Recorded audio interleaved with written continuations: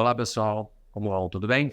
Estamos aqui de volta a mais um episódio do nosso podcast Viva Ritual e hoje nós vamos estar conversando sobre o papel do exercício na saúde. Mais um dos 8 remédios. E novamente temos aqui a presença da Flavinha, que a gente vai estar discutindo aqui as visões, né, da Ellen White com relação à prática de atividade física, né, do exercício. Flavinha, bem-vinda novamente. Flavinha, o que a Ellen White escreveu nos seus livros sobre o papel da atividade física como um dos 8 remédios? Boa tarde, Dani. Oi para todo mundo que está assistindo a gente. Ela fala muito sobre o exercício, a importância do movimento, do exercício, de não ficar parado. Ela fala muito que a inatividade é algo que causa doenças. As pessoas que fazem exercício, elas ficam mais distantes das doenças, né? Hoje a gente sabe, e sempre quando eu vou fazer, às vezes, a oficina dos 8 remédios, eu faço uma introdução que o contexto onde esse livro, A Ciência do Bom Viver, foi escrito e os 8 remédios foram citados, era um contexto muito diferente do contexto atual. Sim. Só para contextualizar, né? Se por um acaso alguém está assistindo esse como primeiro podcast, nós estamos fazendo uma série. Então, tem outros onde a gente já falou mais, inclusive, desse contexto histórico. Hoje, falar de exercício é muito óbvio, né? Quando você pergunta em qualquer lugar, quer ter mais saúde, o que você acha que você precisa fazer para ter mais saúde? A primeira coisa que a pessoa fala é exercício físico. Exercício físico e alimentação é o que é mais falado. Sim, né? sim. É um senso comum até. As pessoas sabem que é necessário, não necessariamente fazem, mas elas sabem da importância. Naquele tempo não era tão assim, não era dessa forma, o exercício não era visto como é visto hoje. Então, ela falava num contexto onde soava até estranho, às vezes, algumas falas dela, né? Não tinha uma ciência que tinha comprovado ainda aquilo que ela estava confirmando sobre a importância do exercício.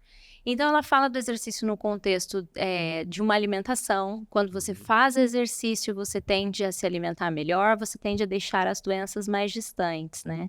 Tem um trecho, assim, bem fidedigno ao que ela diz no Ciência do Bom Viver, diz assim, o exercício é uma das condições do corpo humano indispensável à preservação do corpo, né? A inatividade, ela é a causa de doenças. E a gente sabe, o sedentarismo é a causa de muitas doenças hoje. Exato. Né? A gente tem bastante dados hoje em dia que corroboram, né, com essa visão que a Ellen White trouxe. Isso a gente está falando de 1800 e alguma coisa. 1905, quando foi, na verdade. 1905. Citado, Há mais de 100 anos atrás, onde não tinha nenhum tipo de estudo ainda científico falando sobre isso. E a gente sabe, né, que sedentarismo hoje é uma das principais causas de morte no mundo inteiro. Pra você ter noção, eu trouxe alguns dados aqui. Prevalência de sedentarismo no Brasil, 47% dos brasileiros não atinge o nível de recomendação de prática de atividade física da Organização Mundial da Saúde, que é de apenas entre 150 e 300 minutos de atividade física por semana. Né? E no mundo, 23% dos adultos globalmente são considerados inativos, são pessoas consideradas sedentárias. E aí a gente sabe que para não praticar atividade física, ela impacta na longevidade, nas doenças, né? Já tem dados que mostram a correlação muito forte entre doença e sedentarismo e doença. Né? Mais dados de algumas pesquisas aqui falam que o sedentarismo aumenta o risco de doenças cardíacas em 30%. Aumenta o risco de desenvolver diabetes em 50%.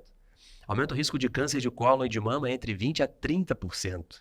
Né? E sem falar que a falta de atividade física, né? O sedentarismo, ele aumenta de forma significativa e expressiva o ganho excessivo de peso, né? A obesidade e o sobrepeso, que hoje em dia é uma das grandes pandemias que nós vivemos hoje em dia, que não é pandemia, né? É uma epidemia de obesidade no mundo inteiro. E aí é fator de risco para várias outras doenças. Diversas outras doenças. Principalmente as doenças crônicas não transmissíveis. Só a obesidade aí já é fator de risco para todas elas. Perfeito. E no contexto que ela trazia, né? Ela trazia daquele você se movimentar, né? Porque não existia academia naquela época. Não era muito no contexto de academia. Ela tem um texto aqui que ela fala, parece que ela está incentivando o exercício cardiovascular, né? O cardio que a gente conhece hoje. Então ela diz assim, o exercício precisa ser ativo o suficiente para acelerar a respiração e proporcionar uma circulação saudável de sangue. Então, ela, Perfeito. em algum momento, quando ela está escrevendo, ela fala de caminhadas leves, né? Quando ela fala, por exemplo, assim, olha, depois do almoço, depois de uma refeição, é prudente que você caminhe um pouco. Ali ela não está dizendo para você fazer um exercício puxado, né? Intenso, nada disso. Está dizendo assim, faça uma caminhada leve, porque isso vai favorecer a sua digestão, vai manter o seu corpo ereto e a sua digestão ela vai acontecer com melhor desempenho, vai ser mais efetiva, né? Tem várias formas de explicar isso, né? Tem. É excelente. Porque pode parecer uma coisa simplória, mas impacta diretamente na fisiologia, no movimento do nosso corpo. Antes da gente seguir, é importante a gente definir 2 conceitos que as pessoas confundem. Exercício físico é uma coisa, atividade física é outra. Boa. Atividade física é qualquer movimento que você faça, tecnicamente falando, que tem um gasto energético acima de 1,5 METs. Daniel, o que significa isso? Atividade física é todo movimento que você faz natural. Arrumar sua cama, varrer a sala, lavar roupa, passear com o cachorro, brincar com a criança, e fazer compra no mercado, ir a pé e carregar as compras, subir um lance de escada. É movimento natural. Isso é ser ativo fisicamente. Exercício físico é atividade física estruturada. Exato. É você ir na academia, ter uma orientação personal, é você fazer uma corrida estruturada, é você fazer um crossfit, um spinning, uma natação. Então é uma atividade física com meta.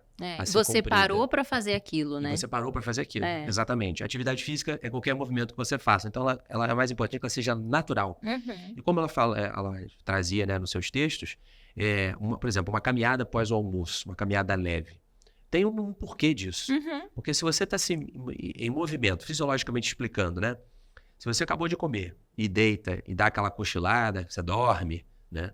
Você vai aumentar a digestão, a absorção dos nutrientes e, de fato, você vai absorver mais daquilo que você precisa. Se você coloca o seu corpo em atividade leve... É um passeio. Até ela diz assim, ó, um pequeno passeio após as refeições. Então, Ótimo. É realmente leve, né? Exato, é bem leve. Uma caminhada. O que isso proporciona? Primeiro que acelera o movimento do alimento no trato gastrointestinal, porque a partir do momento que você está com o seu estômago cheio e está em pé, caminhando, né, o simples fato de você estar caminhando, a geração da gravidade acelerando o processo ali de digestão e trânsito daquele alimento ali. Agora, se você come e fica sentado, o trânsito intestinal fica mais lentificado. Exato. Então, favorece a constipação, a absorção excessiva de nutrientes, absorver mais do que você precisa. Se você está caminhando, ali uma caminhada leve, você já coloca o seu corpo em atividade e você já está consumindo aquilo que você ingeriu. Exato. Os carboidratos, né, os lipídios, etc. Então, você vai absorver o necessário e não o além daquilo que você não usou. Então, tem uma explicação fisiológica hoje que traz e corrobora isso que ela escreveu. Muito bom. Ela defende muito também o exercício ao ar livre, né? Ela fala que o exercício físico ao ar livre é a melhor ginástica, pois fortalece os músculos, melhora a circulação e dá força e resistência. E aí, nesse contexto de exercício ao ar livre, sempre que eu falo sobre isso, reforço a sinergia dos 8 remédios naturais, Exato, né? Perfeito. Porque quando você faz o exercício ao ar livre, além de você estar tendo o benefício pela prática do movimento, do exercício, você tem ali o benefício de um ar mais puro, se você está num contexto onde o ar é mais puro, você tem o benefício da luz solar, né? De estar ali num contato com o ambiente, e aí isso tudo favorece, né, o processo, e aí não só conectado ao ar livre, mas também quando a gente pratica exercício físico, a gente tende a tomar mais água, quando a gente pratica exercício físico, a gente tende a dormir melhor, né? Sim. Falo muito sobre isso também, o sono, as pessoas perseguem o sono, fica querendo dormir, só pensando no sono. Vai fazer exercício, faz exercício que você vai ter como recompensa uma noite de sono melhor, mais efetiva, né? E a alimentação também, quando a gente faz exercício, a gente se preocupa mais com aquilo que a gente está ingerindo, porque você está dando mais atenção para o seu corpo. Exato. Então, uma vez que você quer que o seu corpo fique fortalecido, você também vai se importar com aquilo que entra, né? Então, o exercício físico, ele é um hábito angular, ele é um dos hábitos dos 8 remédios que puxa todos os outros. Se você estabelece muito bem essa prática, outros bons remédios naturais virão. Perfeito. Exatamente, essa prática do exercício, né, ao ar livre vai trazer essa associação de todos os outros 8 remédios. E aí a gente traz o corpo para um equilíbrio, né? Um eixo. Exato. E é perfeito. Isso é muito bom. O Dani, e não só traz benefício à área física, né? Porque a gente está falando aqui que o corpo vai ficar fortalecido, os músculos, e a gente sabe que o benefício do exercício também é mental. É emocional, né? As pessoas, quando fazem exercício, a mente fica mais equilibrada, aquele excesso de pensamentos acelerados, que é algo extremamente comum atualmente, ele vai diminuir, você vai conseguir dar vazão ao estresse, né? A gente precisa de válvulas de escape, o exercício é uma válvula de escape, né? Sim. E é uma vazão positiva, porque o que acontece é que as pessoas vão dando vazão para essas emoções extremamente descontroladas, né? Que a gente vive ao longo do dia e da vida, que essas vazões acabam sendo conectadas a questões viciantes, né? Hábitos ruins, que são excesso de açúcar, excesso de telas, porque precisam de um pouco de dopamina para aliviar a exaustão das suas mentes. Exato. E o exercício, ele vai entregar esse alívio de forma positiva. Sim. Então, é muito importante que, ao praticar o exercício, a pessoa tenha em mente também que o corpo vai ficar bem, mas não é só o corpo. A mente vai ficar bem também, né? As emoções vão se equilibrar. Como certa vez, o filósofo Juvenal escreveu na sua sátira, mensando in corpore sano, em latim, que significa mente sã e um corpo são, e vice-versa. Né? Então, não tem como ter uma mente saudável se o corpo não está saudável. E também não tem como ter um corpo saudável sem uma mente saudável. As duas coisas estão conectadas, né? E quando ela fala isso, é bem interessante. Porque hoje a gente já tem dezenas de milhares de estudos que falam dessa correlação, né, da função cognitiva, né, com a prática de atividade física. Tem alguns dados aqui de alguns estudos também que eu trouxe, mostrando, né, como uma meta-análise mostrou que idosos que praticam atividade física de forma regular têm melhora na memória, na atenção e na função executiva, onde a prática de atividade física em idosos reduz em 20% a 30% o risco, né, de declínio cognitivo, ou seja, de desenvolver a demência senil, aquela demência que é desenvolvida, né, com o envelhecimento. Tem estudos ainda que mostram, fazendo correlação do exercício com pessoas com risco de Alzheimer aumentado, mostrando que as pessoas que praticam atividade física têm uma redução de 25% na memória episódica e o raciocínio após 6 meses de prática de atividade física aeróbica. Nossa, é fantástico. Ou seja, um paciente que já tem ali um estágio inicial de Alzheimer, se ele simplesmente começa a fazer atividade física, ele tem uma memória da sua memória episódica. Não tem desculpa, né? A pessoa pode falar assim, mas eu nunca pratiquei exercício físico na vida. Nunca é tarde para começar. Nunca é tarde para começar. Pode começar aos 60 anos, você vai ter muito benefício, a longevidade vai bater a sua porta. O que vai acontecer é isso. Né? Exatamente. Ele ainda tem mais estudos ainda. Tem um estudo que avaliou a desempenho acadêmico. E aí tem um estudo que mostra que crianças e adolescentes que são mais fisicamente ativos têm um melhor rendimento acadêmico, mostrando que esses adolescentes que são mais fisicamente ativos têm notas 15% melhores daqueles que não fazem atividade física. Legal. Concordando com esse estudo que você trouxe, Ellen White escreveu não só livros sobre saúde, mas livros sobre educação e sobre a área da mente também, né? E aí, num dos livros dela, que é o livro de Educação, ela fala que o exercício físico ele é muito importante nas escolas. Ela diz, a prática de exercício físico ao ar livre prática de exercício ao ar livre é um bom treinamento às nossas crianças e jovens. Envolve todo o corpo e é essencial para o desenvolvimento físico e mental. Perfeito. Então, quer dizer, a criança precisa praticar exercício ao ar livre. É claro que o exercício para a criança ele é muito mais orgânico, né? Porque a criança, ela naturalmente gosta do movimento, ela gosta de correr, ela gosta de brincar e ela faz aquilo com prazer. O adulto é que acaba fazendo deixando... como se fosse trabalho. Exato. Fazendo como trabalho. Exato. Você vê, esse é um papel que puxa um outro estudo aqui falando sobre exercício e neuroplasticidade, né? O cérebro da criança e do adolescente, ele passa muito por esse processo de neuroplasticidade. E antigamente se achava que neuroplasticidade, né, que é a recuperação de lesões ou a realização de novas conexões no cérebro, é algo que só acontecia no cérebro da criança e do jovem. Mas não, isso acontece o tempo inteiro no nosso cérebro até na idade avançada. E aí um estudo mostra que se você faz atividade física aeróbica, ou seja, aquela que faz você suar, aumenta a neuroplasticidade e as conectividades neurais, mostrando um aumento de 30% até 50% na conectividade neuronal, melhorando a memória e o aprendizado. Olha que sensacional. E quando a gente fala, trazendo outro contraponto, né? Quando a gente estava falando aqui sobre obesidade, né? Aí a questão do sedentarismo. Os adultos sofrem, mas tem um dado aqui mostrando o quanto as crianças e adolescentes sofrem mais ainda pelo excesso de peso. Aqui, para você ter uma ideia, tem um estudo que foi publicado no Journal of Obesity que mostrou que crianças que eram fisicamente inativas tinham 60% de chance a mais de desenvolver obesidade na adolescência. 60% de chance a mais, se ela é simplesmente uma criança inativa, que não faz atividade física.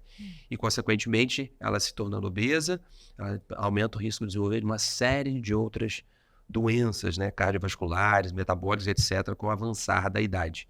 E, consequentemente, também a obesidade está relacionada com o sedentarismo e também relacionada ao declínio cognitivo e à diminuição da capacidade cognitiva, né, desenvolvimento acadêmico. Então, isso é algo, assim, fundamental. Simplesmente, se você pratica atividade física também, você reduz em 35% a chance de desenvolver demência ou Alzheimer na idade mais avançada. Simplesmente para você fazer atividade física. E quando a gente fala de atividade física aqui, isso é uma coisa interessante, são as atividades físicas, aquele tipo de atividade física em que a pessoa ela faz uma atividade que ela consegue suar. E aí tem 3 níveis de atividade física que as pessoas podem medir em casa, sem precisar de relógio, nenhuma tecnologia, para saber se a sua atividade física está fazendo, ela é leve, moderada ou de alta intensidade. Eu tenho paciente que às vezes chega no consultório e fala, não, eu faço atividade física. O que você faz? Eu faço pilates 3 vezes na semana. Faz mais alguma coisa? Não. Você sua quando você está fazendo pilates? Não. Pilates é ruim? Não. É bom. Mas só ele... Precisa complementar, né? Ele não é o suficiente. Né? Você tem que fazer alguma coisa que você faça para você suar. Então, tem 3 formas para você medir aí em casa, você que está ouvindo a gente em casa. Se você está fazendo uma caminhada, você consegue conversar e cantar, essa sua atividade física, ela é leve. Se você está fazendo uma caminhada com uma pessoa, você está conversando, mas não consegue cantar, ela é moderada. Agora, se você está fazendo uma caminhada um pouco mais acelerada, você tem dificuldade de falar e cantar, você vê que a sua respiração, você tem que prestar atenção na sua respiração, ela é de alta intensidade. Muito boa essa dica. Então, você precisa mesclar entre essas diferentes intensidades. Então, pelo menos 20% da sua atividade física, vamos pensar em 1 hora, e pelo menos dessas 1 hora de atividade física, 20 minutos tem que ser em alta intensidade. O outro meio ali, vamos botar ali que entre uns 40%, 60% ali em atividade moderada, você consegue falar, mas não cantar, e o restante ali dos 20% a 10% ali numa atividade leve. Então a gente precisa suar a camisa. Esse exercício ter benefícios para a nossa saúde e a nossa longevidade. Agora, é claro, também é importante fazer treino de força. Claro. Hoje em dia tem vários estudos que mostram que densidade muscular está relacionada à longevidade. É claro que vamos excluir os halterofilistas, porque esporte não é sinônimo de saúde, né? Mas construir uma massa muscular é importante para a longevidade e redução de risco de doenças no futuro. É a poupança que a gente pode, é a forma da gente guardar saúde, né? A maneira de guardar saúde. Músculo é poupança tendo de saúde. Músculo, exatamente. Voltando só um pouquinho na questão da criança, Dani, porque eu acho que aqui puxa um gancho interessante que tem a ver com prazer. O prazer na prática de atividade física é importante para que a gente mantenha essa prática constante e sustentável, Perfeito. né? E a criança, ela já encontra prazer naturalmente. Ter uma criança que não está fazendo exercício é um sinal claro.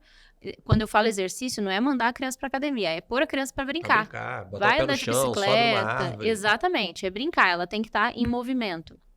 Se essa criança não está em movimento, isso já é um sinal claro de que ela terá problemas mentais e emocionais muito em breve, né? A ansiedade já está num nível elevado para ela. Ela não está dando vazão àquilo que é tão necessário.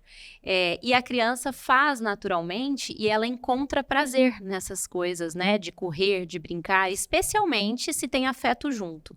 Se ela faz com o pai, com o avô, se ela tem alguma memória de afeto. E aí o adulto que tem, às vezes, dificuldade, porque tem muitos adultos, né? Apesar da gente saber da importância do exercício, a gente viu, como você trouxe o dado aí, muitos adultos são sedentários. As pessoas não praticam o mínimo. 150 minutos por semana é muito pouco tempo e as pessoas não fazem. E aí elas não fazem e falam assim, eu odeio exercício. Eu escuto muito essa frase. A pessoa fala assim, ai, mas eu não gosto, eu não consigo gostar. E aí a orientação que a gente dá é sempre assim, tenta resgatar. O que você gostava quando você era criança? nossa, né? Alguma coisa você gostava. Às vezes você gostava de andar de bicicleta, às vezes gostava de dançar, às vezes gostava de ir pra piscina, nadar. Perfeito. Então, resgata essa memória de prazer e reativa ela na vida adulta. Porque O exercício pode ser lúdico. pode ser lúdico, exatamente. Começa com algo que te dê prazer. E aí, claro, conforme você vai praticando aquilo, você vai acrescentando o que é necessário, que é a musculação precisa, não tem jeito, a gente precisa realmente fazer. Então, aí você vai acrescentando outras práticas que talvez não sejam tão agradáveis assim, mas você começou com algo que te deu prazer e isso vai manter você mais tempo nessa prática e vai fazer com que o hábito realmente fique estruturado e alicerçado, né? Ela fala aqui, voltando aos textos, Dani, ela fala muito sobre a importância das pessoas que usam muito a mente para o trabalho, ou estudam, ou pesquisam, né? Estão o tempo todo com a mente ali em atividade. A importância do exercício para que essas pessoas mentalmente consigam produzir mais também. Então, quer dizer, não é possível que um trabalho seja bem feito se o exercício físico não estiver presente na vida do indivíduo. Um trabalho, mesmo que seja um trabalho de escritório, né? Ah, não, mas o meu trabalho não tem a ver com atividade, eu vou ficar mais tranquilo mesmo, fico sentado o dia todo. Você vai ter uma produtividade diminuída, você vai ter uma mente um pouco mais de dificuldade porque a prática de exercício talvez não esteja presente. E aí concorda com tudo isso que você falou sobre a questão do aumento da cognição, da neuroplasticidade, né, que realmente acontece. Quando a gente faz exercício, a cognição, o pensamento fica muito melhor. E o rendimento é outra coisa também. Perfeito. Quando você traz, né, essa dificuldade, né, das crianças e esse é um grande desafio hoje, atualmente, é pelo tempo de tela. As crianças passam muito tempo na tela. Né, e elas trocam qualquer outra atividade que envolve gasto de energia, brincar de pique, pular corda, pular amarelinha, subir uma árvore, brincar de pique-esconde com os amigos, por um tempo de tela. Exato. Ficar no tablet, ficar no celular. Por isso que os pais têm que ter um controle ali, um cuidado especial, até porque também o que eu tenho percebido é que nas escolas, por conta da cobrança do mundo de tem que saber isso, tem que saber aquilo, e aí daqui a pouco entra cada vez mais matérias nas escolas e o tempo de educação física na escola ficou reduzido. Hoje a escola dos meus filhos tem um tempo muito pequeno de educação física. E aí eu fico pensando, poxa, eles ficam muito tempo na sala, muito tempo estudando e o exercício, que é algo importante ali no processo, acaba sendo reduzido. Então a gente precisa ter esse cuidado de colocá-los num outro momento que eles estão livres para brincar, para gastar energia longe de telas. Porque as telas vão estar presentes, não tem jeito. Elas não são ruins, mas assim como o remédio, tem o tempo certo. Tem a dose, exato. Tem a dose certa. E elas vão estar presentes na vida. A gente tá com tela, né? Exato. Não tem como a gente pensar que eles não vão ter tela. Eles vão ter, mas é importante que tenham um direcionamento. Exato. Tem um estudo que faz essa correlação, né, entre obesidade e tempo de tela.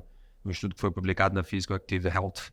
E Health destacou que adultos que passam mais de 4 horas assistindo televisão ou fazendo alguma atividade em tempo de tela têm 66% mais probabilidade de ser obeso em comparação àqueles que passam menos de 1 hora por dia. Uau!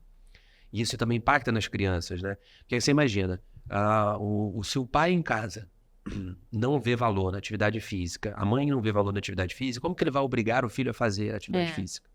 Ele não tem exemplo dentro de casa. Então também a atividade física, ela entra num contexto educacional. Sim. Com certeza. Você precisa ser o exemplo para os seus filhos. Que é aquela história, né? De faço o que eu digo, mas não faço o que eu faço. Não funciona. Não funciona na educação do seu filho, não funciona para o médico ou profissional de saúde que faz uma orientação para o seu paciente. Você tem que ser o espelho, o exemplo daquilo que você prega, daquilo que você fala. Tanto que na medicina do estilo de vida a gente fala muito sobre isso. A gente precisa ser BEV antes de fazer MEV. Exato. Então a gente precisa colocar isso em prática na nossa vida. A gente precisa experimentar esses benefícios, cuidar da nossa saúde para cuidar do outro. Porque hoje, por mais do que pode parecer extremamente contra-intuitivo, mas a gente vê pessoas doentes cuidando de outras pessoas doentes. Então, primeiro a gente tem que cuidar da nossa saúde para depois cuidar do outro. Né? E quando a gente fala de atividade física, é muito isso. A gente precisa incluir a atividade física no nosso dia a dia. Mas precisa gastar horas na academia? Não, mas comece com o básico. Em vez de pegar um elevador, suba a escada. Em vez de ir no mercado e que fica 1 quadra da sua casa e ir de carro, vai de bicicleta, vai andando. Compra um carrinho para você carregar suas compras ali. Brinca com o cachorro. Chega em casa, em vez de sentar no sofá e passar horas maratonando uma série na Netflix até a hora de dormir, faça alguma atividade na sua casa. brinca com o cachorro, passeia com a criança, sei lá, inventa algum tipo de atividade que você não fica muito tempo no sofá. É para não sentar no sofá? Não é sobre isso. É sobre equilibrar a vida. Incluir o movimento natural. Quando a gente vai olhar, por exemplo, os povos mais longevos, né, do mundo, que são das regiões chamadas de Blue Zones, né? Okinawa no Japão, Ikara na Grécia, Sardenha na Itália e por aí vai, Loma Linda nos Estados Unidos, esses povos que chegam a mais de 100 anos, o que essas pessoas têm embutido ali no seu dia a dia? São pessoas extremamente ativas no seu dia a dia. Dão mais de 20, 25 mil passos por dia, simplesmente porque todas as suas atividades incluem movimento. Mas como é que eu vou andar 25 mil passos se eu trabalho de frente para a tela de um computador no escritório? Hoje em dia a gente tem diversas formas e estratégias para você mitigar o tempo de comportamento sedentário, né, que é a chamada de pausa ativa e a gestão de tempo sentado. A pausa ativa é muito boa, acho que valeria você dar essa orientação aqui agora. Vamos a dicas de movimento no dia a dia. Como reduzir o seu comportamento sedentário? Primeiro, gestão de tempo sentado. A cada hora que você passa sentado na frente do computador, mexendo numa tela, levanta. Simplesmente levanta. Vai no banheiro, vai pegar um copo d'água, né? As empresas criaram muito movimento, né, de você deixar uma garrafinha d'água na sua mesa. Mas, ao mesmo tempo que isso ajuda na hidratação, colabora para o sedentarismo. O bom é que a pessoa vai ter que levantar para ir no banheiro, né?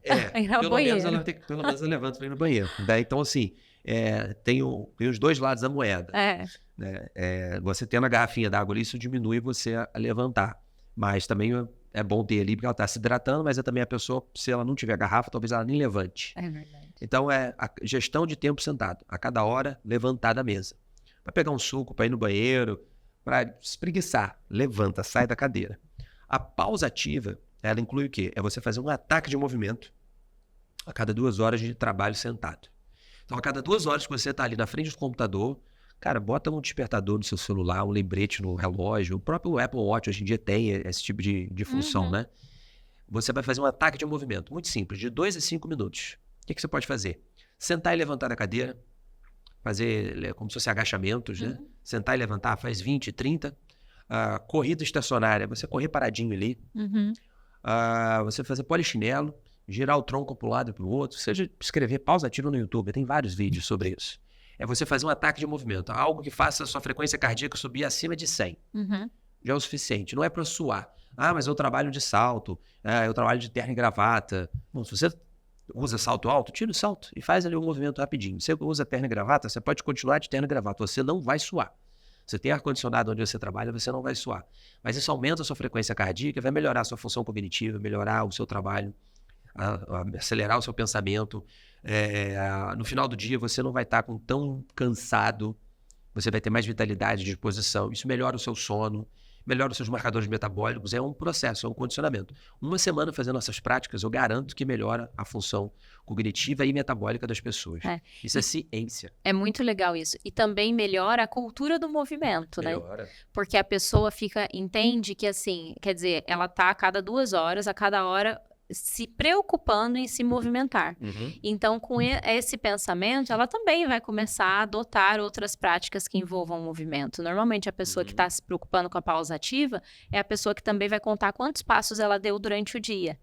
Ela vai se importar com isso, né? Ela tá se preocupando em não ficar parada muito tempo. Então, quer dizer, quantos passos será que eu dei no dia, né? Tem uma recomendação de passos também, que é importante para a gente se manter ativo. Às vezes, você pode ir andando para o trabalho, às vezes você pode ir na padaria andando, sei lá, em algum lugar andando, ao invés de ficar sempre dependendo do carro, né? Exatamente. Isso já vai te ocupar ali um tempo de exercício. E mesmo que você tenha, muita gente fala assim, nossa, mas eu não tenho tempo. Escuto muito isso também, não tenho tempo. A minha agenda é super lotada. É difícil uma pessoa que não fica pelo menos 30 minutos nas redes sociais. Você perde 1 hora brincando, rolando ali, e você nem percebe. Scrolling, né? Exato, nem percebe o tempo passar. E aí, em vez de você ficar fazendo isso, vai usar esses 30 minutos para fazer o exercício e fazer um movimento, né? Exato. E esse sedentarismo, ele impacta muito no tempo e na qualidade de vida que a gente tem. Tem estudos que mostram que o sedentarismo prolongado, ou seja, passar mais de 8 horas sentados por dia, que é muito fácil a gente alcançar esse valor, reduz a longevidade em 22%. Você reduz a sua expectativa de vida em 22%, passar mais de 8 horas sentados. Tem até aquela frase, né, que você fala, sentar é o novo fumar. Sentar é o novo fumar. Não foi eu que disse, foi um cientista, né, numa palestra no Congresso, né? Claro. Mas, de fato, porque ele colabora, ele faz um paradigma, né, uma reflexão de que você passar muito tempo sentado, as pessoas não veem o sedentarismo hoje como um problema de saúde comparado ao cigarro há 30, 40 anos atrás, que ninguém achava que fumar fazia mal para a saúde. Então você tinha médicos que fumavam dentro do centro cirúrgico.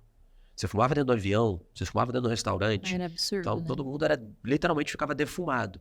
E hoje a gente sabe que tanto as pessoas que fumam quanto os fumantes passivos, quem está do lado de quem fuma, tem problemas de saúde. Gera uma alteração metabólica do corpo, né? E isso reduz a longevidade, etc. E hoje a gente ainda estamos encarando o sedentarismo com muita parcimônia, com algo normal. E o nosso cérebro, instintivamente, ele é programado para ficar sentado. Porque se a gente for fazer um paradigma, há 100 mil anos atrás, quando nós éramos pequenas comunidades nômades, a gente vivia vagando pela terra e os homens caçavam, passavam semanas, né, caçando, e o alimento era escasso, enquanto as mulheres cuidavam da prole dos idosos e colhiam ali frutos, sementes, né? Então se gastava muita energia para conseguir energia. E aí, sempre que possível, o nosso cérebro foi instintivamente programado para a gente poupar energia, porque a energia era escassa, o alimento era escasso. Agora, a gente continua tendo esse mesmo input instintivo, primitivo, de comportamento sedentário, mas a gente vive num meio em que o alimento é extremamente farto. Então a gente consome mais do que de fato a gente precisa e gasta muito menos do que a gente deveria gastar. E o alimento está cada vez mais calórico. Mais calórico, né? Cada vez mais pacotes. Exato. E menos alimento de verdade. Então descasque mais e abra menos pacotes. Né? Isso é o ideal. Então isso acaba impactando em diversos pontos. Agora, simplesmente, se você incluir a atividade física, isso apenas dentro das recomendações da Organização Mundial da Saúde, entre 150 a 300 minutos, você reduz a mortalidade por todas as causas, ou seja, a chance de você morrer por qualquer causa em até 30%. Apenas fazendo 150 a 300 minutos de atividade física por semana. E hoje em dia, é mais importante você contar passos do que, às vezes, passar 1 hora dentro de uma academia quando a gente fala de longevidade. Porque se a pessoa vai e faz ali, eu faço academia 3 vezes por semana, e passa mais de 8 horas sentado, mais de 6 horas sentados por dia, você praticamente anula os benefícios do exercício. Você não está negativo, mas você está no 0 a 0, você está empatado. Por isso que eu acho a pausa ativa tão importante, porque ela realmente programa o cérebro para a questão do movimento. Exato. A pessoa fica com o hábito, fica mais condicionada a se movimentar. Exatamente. E aí, quando a pessoa já está fazendo a pausa ativa, ela vai ser aquela pessoa que, em vez de pegar o elevador, ela vai subir a escada. Ela vai, em vez de ir pela escada rolante, ela vai pela escada convencional. Daqui a pouco faz isso de forma instintiva, sem pensar. Exato. Sem pensar. Mas a gente tem, no nosso papel, igual nós estamos conversando aqui hoje, levando para as pessoas que estão em casa nos assistindo, é trazer essa consciência. Eu preciso ter consciência sobre as minhas escolhas, sobre os meus hábitos e estilo de vida. Não é só sobreviver a esse mundo, é viver com melhor qualidade. Então a gente precisa ter consciência de que a prática de atividade física já foi relatada há mais de 100 anos os benefícios para a nossa saúde. Claro. Eu queria ler um texto aqui dela, que é bem legal. Eu sou apaixonada pelos textos de Ellen White justamente por essa questão de terem sido tão antigos e hoje serem tão confirmados cientificamente, né? Mas ela diz assim, a boa circulação do sangue, o fortalecimento dos músculos e a remoção das impurezas através da pele e dos pulmões depende de uma apropriada prática de exercício físico diário. Ela está dando uma recomendação aqui, parecida com a da OMS, né? Porque os 150 minutos você divide aí em 30 minutos 5 dias ou 75 minutos 2 vezes na semana. Então, quer dizer, diariamente, se você pratica exercício físico, você está promovendo boa circulação, você está promovendo fortalecimento dos músculos e remoção das impurezas através da pele e dos pulmões. Eu acho, às vezes, até a inatividade, apesar, né, de que você falou que a gente tende a ficar sentado com facilidade, mas a inatividade, ela me soa muito como um contrassenso. Porque o nosso corpo, internamente, a gente não para. A circulação sanguínea, ela não fala assim, vou dar uma paradinha aqui, porque eu tô meio cansado. O coração fala, vou dar um descanso. Não acontece. Se aconteceu, deu ruim, né? Então, quer dizer, o coração não para de bater, o pulmão não para, tá o tempo todo funcionando, os rins estão o tempo todo funcionando. O cérebro é uma iluminação sem fim, ele tá piscando sem parar aqui. A cabeça da gente é uma coisa tremenda. Tem coisa, inclusive, que quem estuda o cérebro nem descobriu ainda toda a capacidade que o nosso cérebro tem. Então, quer dizer, dentro da gente tem um movimento constante, o tempo todo existe movimento.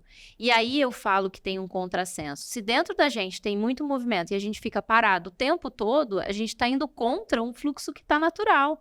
Para que haja vida, eu tenho um movimento dentro de mim. E aí eu vou ficar parado, eu estou então querendo que tenha morte. Né? É mais ou menos assim. Se eu quero continuar com a vida que há dentro de mim, eu preciso me manter em movimento. Porque se eu ficar parado, haverá um processo de morte muito em breve, né? A longevidade será afetada. E aí, em conclusão aí, Ellen White fala também do aspecto da longevidade. O exercício físico é como algo que também favorece a longevidade, né? Diz que o trabalho físico, a caminhada, ao ar livre, atividades que estimulam o corpo e a mente vão fazer com que as pessoas vivam mais, tenham mais clareza mental, crescimento espiritual e contribuir para a prevenção de doenças e promoção do bem-estar geral. Então, quer dizer, existe um processo de longevidade envolvido também, né, nesses textos dela, e na comprovação científica tem diversos textos e artigos falando sobre o exercício físico como uma ferramenta para longevidade, né? Perfeito, Flavinha. Então, eu acho que hoje a gente consegue trazer aqui, é um tema que a gente poderia falar vasto, aqui por mais né? horas tem e horas. Muita Tem coisa. muita coisa para ser falado, né? Mas acho que o nosso papel aqui hoje, acho que a gente atingiu o nosso objetivo, que é dar essa pincelada para as pessoas sobre o impacto, né, do movimento. Quando a gente fala de movimento, é qualquer tipo de movimento, né, no nosso dia a dia. Então, a gente precisa incluir movimento para gerir as doenças que as pessoas já desenvolvem, para prevenir doenças que as pessoas podem vir a desenvolver. E o exercício também é uma ferramenta que pode reverter doenças crônicas. Sim, com certeza. É claro que ele sozinho ele tem um poder limitado, mas quando você trabalha junto, né, pensando nos 8 remédios, ele traz muitos benefícios que podem até reverter doenças ditas crônicas. Exato. Obesidade, pressão alta, diabetes, por aí vai. Então, acho que a gente atingiu o nosso objetivo aqui hoje de trazer para as pessoas que estão em casa nos ouvindo e entendeu a importância de se movimentar. Então, você que acabou de assistir agora o nosso episódio, levanta daí, vai lavar uma louça, vai estender a cama, vai dar uma caminhada, vai brincar com a cachorro, brincar com seu filho, vai fazer algum tipo de movimento, subir um lance de escada, porque o movimento é vida. Pessoal, muito obrigado você que ficou com a gente até agora. Se você acha que tem alguém que precisa saber um pouco mais sobre o movimento, a importância dele no dia a dia, compartilha esse vídeo. Se você gostou, deixa o seu like. Se você tiver alguma dúvida, comenta aqui embaixo nos comentários que a gente entra em contato e responde para vocês.